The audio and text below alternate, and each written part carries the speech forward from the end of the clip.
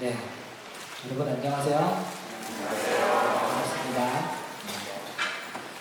오늘 우리가 읽은 말씀은 우리 교회 이름인 주안의 우리 교회라는 이름과 아주 깊은 관련 있는 말씀입니다.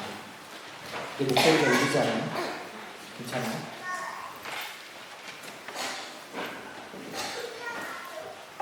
괜찮아요? 네. 우리 2024년 시작과 함께 우리 기도로 분립개척을 준비해왔고 또 7월 한 달간 우리 분립교회 자원 신청을 받아서 이제 아이들 모두 포함해서 30명이 이제 8월 4일 날에 첫 모임을 했었습니다.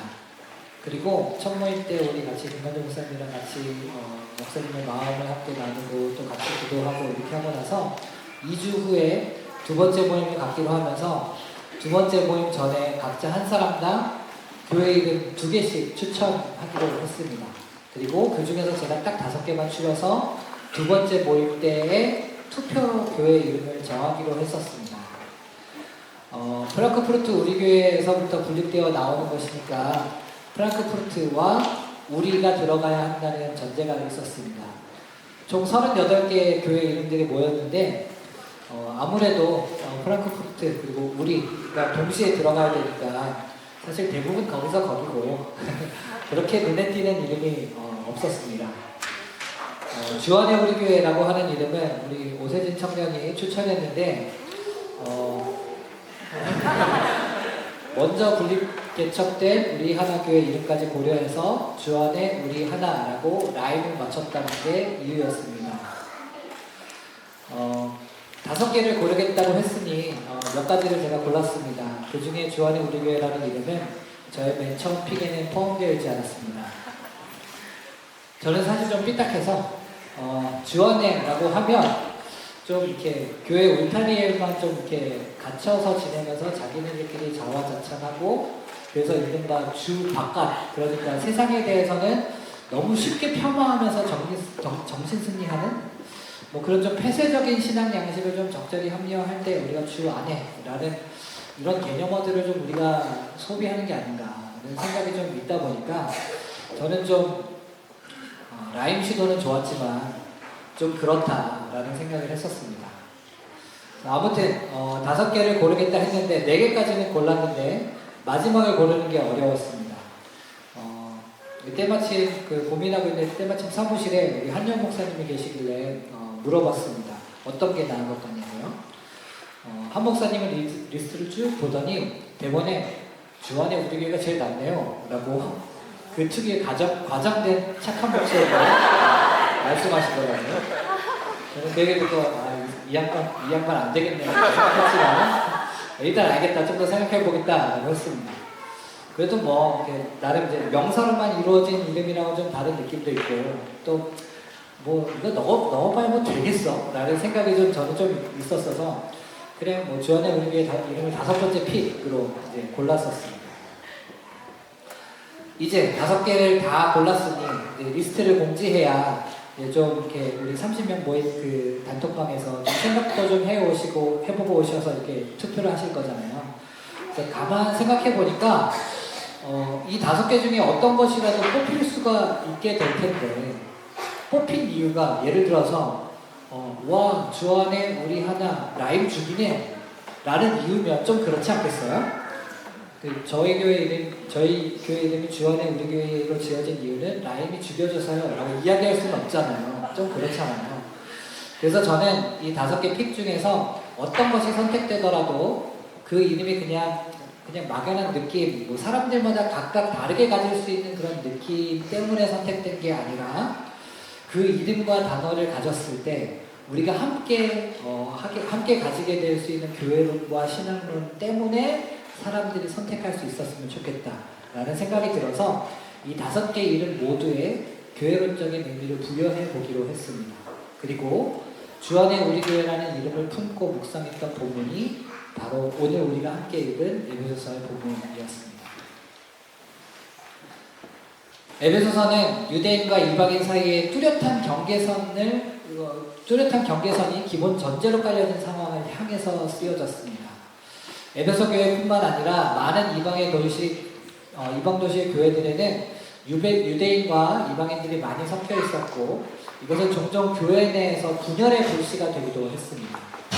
오늘 읽은 에베소서 2장 11절 12절은 바로 그 현실을 보여주는 것 같습니다. 11절 이렇게 되어 있어요. 그러므로 생각하라. 너희는 그때 육체로는 이방인이요. 여기서 너희는 이방인이래요. 여러분 주보에 다 이렇게 말씀이 나와 있습니다. 보시면 돼요. 너희는 그때 육체로는 이방인이요. 손으로 육체에 행한 할례를 받은 무리라 칭하는 자들로부터 할례를 받지 않는 무리라 칭함을 받는 자들이라. 이거 되게 헷갈릴 수 있어요. 그렇지만 누가 누구에게 이렇게 이야기한다는 거예요. 손으로 육체에 행한 할례를 받은 무리라 칭하는 자들. 그러니까 모세의 율법에 따라서 할례를 받은 유대인들이겠죠. 그들로부터 할례를 받지 않은 무리다라고 칭함을 받는 자들이다. 인 거예요. 그러니까 모세 율법에 따라 할례를 받은 유대인들이 이방인들한테 야 너희는 할례를 받지 않은 무리야 라고 지칭했다는 겁니다. 그런데 그런 육체의 할례의 여부가 아니 좀 더 정확하게는 유대인이 아니라는 것 자체가 이방인들을 향해 마음껏 인신론적인 폭력을 가하는 근거로 사용됩니다. 12절 보실래요? 그때 너희는 그리스도 밖에 있었고 이스라엘 나라 밖의 사람이라 약속의 언약들에 대하여는 외인이요 세상에서 소망이 없고 하나님도 없는 자이더니 이게 바로 에베소 교회의 만연한 인식이었습니다. 이방인이면 그리스도 밖에 있는 사람들이다. 하나님도 없는 사람들이다 라고. 그런 점에서 유대인은 그리스도 안에 있는 우월한 존재들이고 이방인은 그리스도 바깥에 있는 열등한 존재다 라고 하는 기본적인 계급 인식이 깔려 있었다는 겁니다. 유대인들이 우월하다는 근거가 뭐예요? 자기들은 혈통을 이어받았거든요. 자기네들은 피를 물려받았거든요. 그런데 이방인? 걔네들은 다윗왕의 핏줄도 아니고 유대인이 예수님의 핏줄도 아니잖아요. 그들은 혈통을 물려받지 않았기 때문에 그리스도 바깥에 있는 사람들이고 하나님도 없는 사람이다 라고 치부를 당하게 되는 겁니다. 그런데 바울이 어떤 사람입니까? 이런 계급 인식을 그대로 두고 볼 위인이 아닙니다. 유대인들은 자기네들이 피를 이어받았기 때문에 우월하다고 여겼다 그랬어요. 좋아. 바울은 그 피라고 하는 그 메타포를 그대로 가져와서 13절을 이렇게 썼습니다. 그래? 맞아. 피 중요하지. 그래. 피 엄청 중요해. 근데 어떤 피가 중요하냐고? 13절. 이제는 전에 멀리 있던 너희가 그리스도 예수 안에서 그리스도의 피로 가까워졌느니라. 그래, 피 중요해. 근데 안과 바깥을 나누는 인간의 피와 인간의 혈통이 아니라 14절. 그는 우리의 화평이신지라 둘로 하나를 만드사 원수된 것 곧 중간에 막힌 담을 자기 육체로 하시고 15절. 법조문으로 된 계명의 율법을 폐하셨으니 이는 이 둘이 자기 안에서 한 세 사람을 지어서 화평하게 하시고 또 16절. 또 십자가로 이 둘을 한 몸으로 하나님과 화목하게 하려 하심이라. 와, 이게 안과 바깥이 화목하게 되는 것이 하나님과의 화목과도 연결된다는 이야기예요. 원수된 것을 십자가로 소멸하시고 17절. 또 오셔서 먼데 있는 너에게 평화라고 바꿔 읽어도 무방합니다. 평화를 전하시고 가까운 데 있는 자들에게도 평화를 전하셨으니 18절. 이는 그로 말미암아 우리 둘, 유대인과 이방인이겠죠? 이 두 그룹을 말해요. 우리 둘이 한 성령 안에서 아버지께 나아감을 얻게 하려 하심이라. 바울이 지금 무슨 이야기를 하고 있는 거예요? 바울은 지금 자신들은 다윗의 피를 공유하고 유대인인 예수의 피도 공유한다 자처하는 유대인들에게 지금 너희가 하고 있는 것은 담을 쌓는 것이며 이것은 바로 그러한 점에서 하나님과도 담을 쌓게 하는 것이다. 이 담을 극복하게 하는 피가 있는데 그것은 바로 유대인의 피가 아니고 유대인의 혈통이 아니고 그리스도의 피다라고 하는 이야기를 하고 있는 겁니다. 인간의 피는 안과 밖을 나누게만 할 뿐입니다. 그러나 그리스도의 피는 안과 바깥을 하나게 되게 할 뿐만 아니라 하나님과도 화목하게 한다는 겁니다. 그래야 해서 19절 바울은 이렇게 선언합니다. 그러므로 이제부터 너희는 외인도 아니요 바깥에 있는 사람도 아니요 나그네도 아니요 오직 성도들과 동일한 시민이요 하나님의 권속이라. 20절은 이렇습니다. 너희는 사도들과 선지자들의 터 위에 세우심을 입은 자라. 사도들과 선지자들의 터가 무엇일까요? 일단 여기에서 너희라고 하는 것은 계속해서 이방인을 지칭하는 것일 겁니다. 사도들과 선지자들은 일단 말은 좋으니까 좋네 라고 생각할 수 있긴 하겠지만 사도들과 선지자들은 대부분 유대적인 배경을 가지고 있습니다. 인간의 혈통을 기준으로 생각했을 때에는 왜 사도들과 선지자들이 이방인들의 터가 된다는 거야 싶습니다. 연결이 되지 않거든요. 그러나 사도들과 선지자들은 유대인의 혈통을 위하여서 유대인의 피를 보존하기 위해서 자신들의 삶을 던진 사람들이 아니라 사도들과 선지자들은 그리스도의 피 때문에 그리스도의 피를 위하여서 자신들의 삶을 던진 사람들입니다. 그러므로 그리스도의 피로 인해 더 이상 바깥 사람이 아니게 된 이 이방인들도 유대인의 혈통을 가지고 있든지 아니든지 상관없이 수많은 사도들과 선지자들이 자신을 내던진 그 그리스도의 피 위에 하나가 되어 동등하게 설 수 있게 된다는 말입니다. 인간적 혈통의 관점에서 볼 때 주 안에라고 하는 이 말은 주 바깥이라는 말과 대비되는 표현입니다. 유대인이 주 안에 있는 사람들이고 이방인들이 주 바깥에 있는 사람들이다라고 하는 겁니다. 우리가 이러한 관점으로 우리 교회의 이름을 이해하고 인식해서 우리는 저 바깥에 있는 사람들과는 다른 숭고하고 도덕적이고 우월한 사람들이야 라는 식으로 계급의식을 정당화한다면 바로 그 순간 우리는 하나님과 화목하게 될 수 없을 뿐만 아니라 오히려 하나님의 원수가 될 뿐입니다. 그러나 우리가 우리 교회의 이름을 안과 바깥 사이에 막힌담을 허무시는 예수 그리스도의 피의 관점에서 이해한다면 우리는 주 안에서 하나님과 화목한 관계를 누리고 한 성령 안에서 아버지께 나아감을 얻게 되는 것입니다. 물론 우리가 그리스도의 피로 가까워지고 사도들과 선지자들의 터 위에 세우심을 받았고 아주 좋은 이야기예요. 그런데요. 그렇다고 해서 이제 우린 자동적으로 그런 주 안에 쭉 계속 머물 수 있게 되는 것이냐, 이제 우린 안심해도 되는 것이냐 하면 결코 그렇지 않다는 걸 여러분이 기억해 주셔야 합니다. 주 안에 라는 말은 자칫 정적인 머무름의 인상을 주기 쉽습니다. 그런데 바울의 표현은 정반대입니다. 머물러 있는 것이 아니라 함께 지어져 가는 것입니다. 21절 그의 안에서 건물마다 서로 연결하여 주 안에서 성전이 되어가고 22절 너희도 성령 안에서 하나님이 거하실 처소가 되기 위하여 그리스도 예수 안에서 함께 지어져 가느니라. 지어져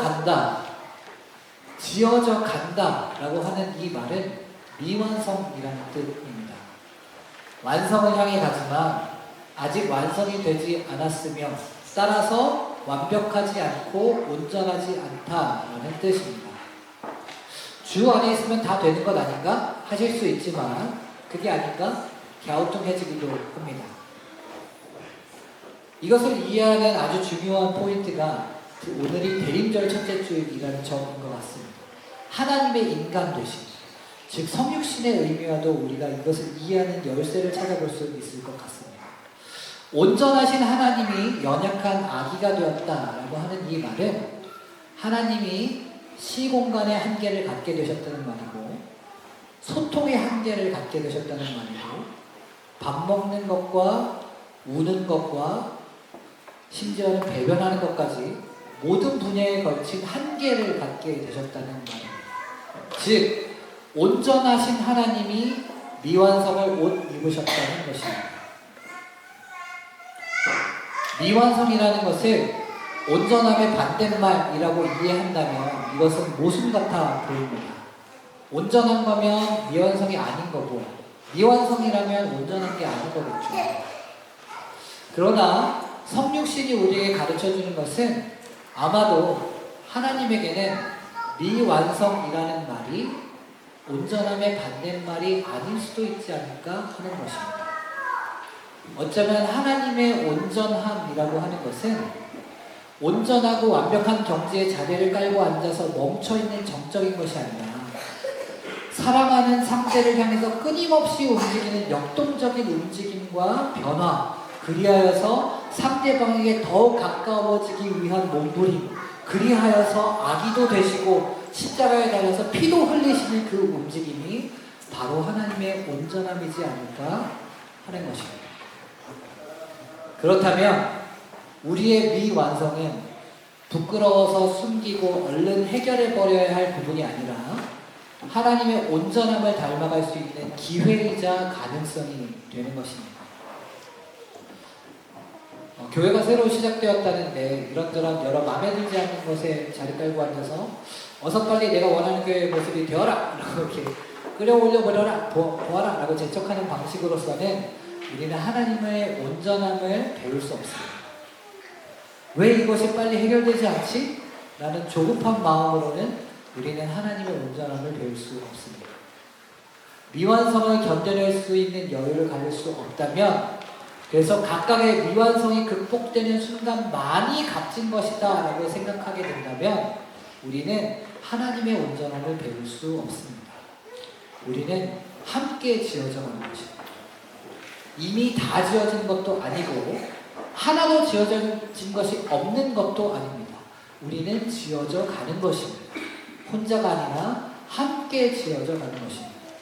바로 여기에서 우리는 하나님의 온전함을 배우게 됩니다.